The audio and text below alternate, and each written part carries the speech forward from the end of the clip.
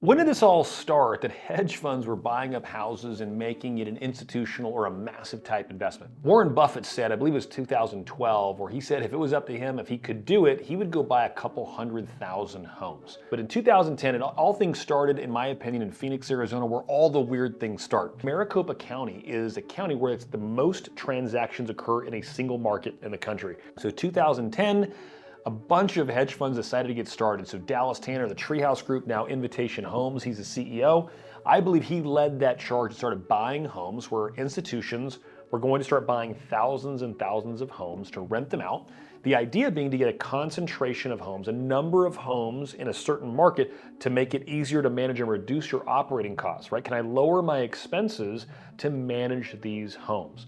Fast forward all the way to 2023. Look at these stats. The hedge funds now own over $140 billion worth of real estate. You can see that from the Fred Economic Research, which it comes out to 574,000 homes, and that's as of 2022. So it's obviously much more as we're filming this here today. So now we've got Senator Jeff Merkel comes out with the End Hedge Fund Control of American Homes Act, or as I like to call it, ICAHA. He goes and creates this bill where if it passed, it bans hedge funds from owning single-family homes and requires them to sell at least 10% of the total number of single-family homes they currently own to families per year over a 10-year period. It would have any entity that owns over $50 million worth of homes, it would force them to sell them over that 10-year period. And the whole idea being here that if this would solve today's housing crisis, which is two main problems. Remember, we got an affordability problem.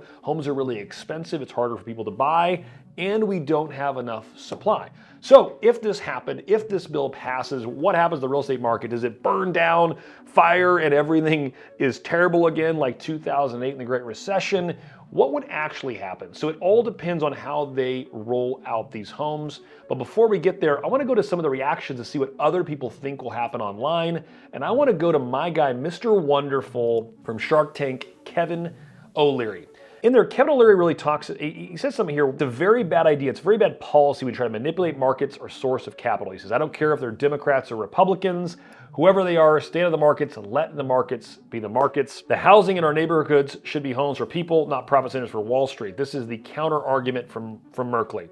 He says, in every corner of the country, giant financial corporations are buying up housing and driving up rents and home prices. It's time for Congress to put in place common sense guardrails that ensure all families have a fair chance to buy a decent home.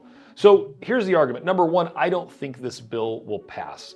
We need more rental properties for tenants. So one of the biggest challenges here, if these properties all go to end users and they're all sold to owners, which is what the bill calls for, where do all the tenants go? On average, if it does pass, the homes would likely sell over a 10-year period, which it calls for, but if it was spread out over a period of time, the amount of homes, even though 574,000 homes seems like a lot, if you added 50,000 home sales per year to the current market, it wouldn't really change anything. So it's a ton of homes, but when you look at the overall market, it's not that big of a percentage. Lastly, the challenge here if this goes through is that it'll make real estate less attractive to larger scale investors. Some people think that's a positive.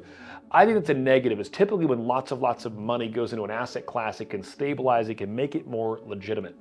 You wouldn't need to go very far, but go look what happened in crypto. We need all the institutional money going into Bitcoin to legitimize it if that's the way you want to go. And so what's going to happen? I have no idea. I don't think the law will pass. I'd love to hear your thoughts in the comments. Hit the subscribe button so you're up to date on everything we do.